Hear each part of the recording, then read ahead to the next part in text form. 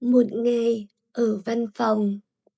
Sáng thứ hai, mình đến văn phòng lúc 8 giờ.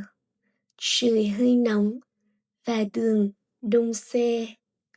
Mình bước vào phòng làm việc với một cốc cà phê nhỏ trên tay. Trong phòng đã có vài đồng nghiệp. Lan đang mở máy tính.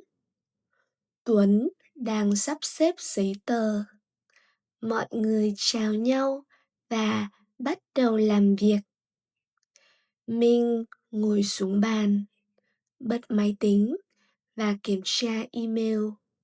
Có rất nhiều thư mới. Mình thở dài, nhưng vẫn đọc từng thư một cách cẩn thận.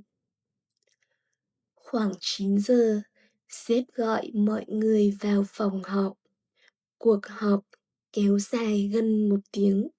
Sếp nói về kế hoạch mới và giao thêm công việc cho cả nhóm. Mình ghi chú đầy đủ nhưng cũng cảm thấy hơi lo vì công việc khá nhiều. Sau cuộc họp, mình quay lại bàn làm việc. Lan hỏi một câu về dự án. Hai người cùng xem tài liệu và trao đổi ý kiến.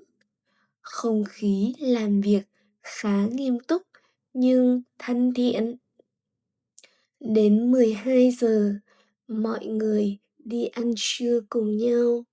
Nhóm chọn một quán cơm gần văn phòng. Trong bữa ăn, Tuấn kể một câu chuyện hài hước về khách hàng tuần trước. Cả bàn cười rất to. Không khí trở nên vui vẻ hơn. Buổi chiều, mình tập trung hoàn thành báo cáo.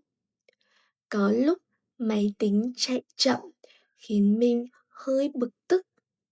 Tuy nhiên, sau khi khởi động lại, mọi thứ lại hoạt động bình thường.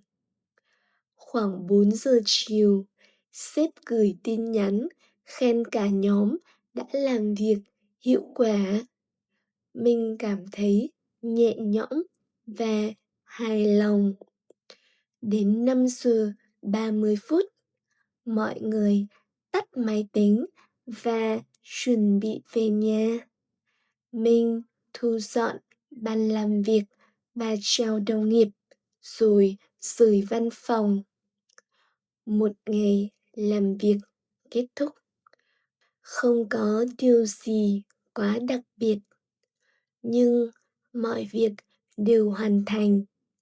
Mình cảm thấy mệt nhưng cũng vui vì đã cố gắng hết sức.